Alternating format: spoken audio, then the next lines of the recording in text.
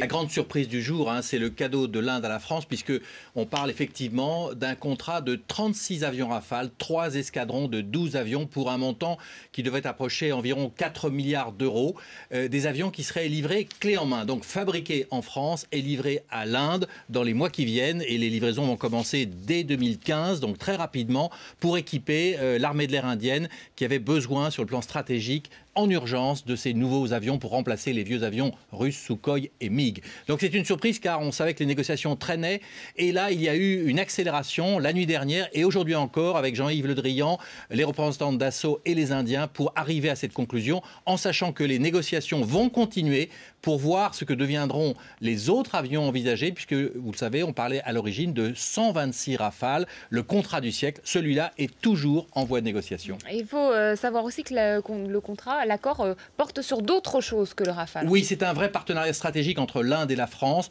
puisque le Premier ministre indien comme le Président de la République ont annoncé qu'il y avait des avancées également sur le nucléaire. On parle donc de négociations sur plusieurs EPR, vous savez, ces nouveaux réacteurs nouvelle génération, mais également sur la fourniture de sous-marins, de missiles, et la volonté d'avancer également dans le domaine spatial. Il faut savoir que le Premier ministre indien, après le dîner d'État qui a lieu ce soir à l'Élysée, se rendra demain à Toulouse pour visiter les chaînes de fabrication d'Airbus et aussi le CNES, car en matière spatiale, l'Inde et la France coopèrent depuis de longues années.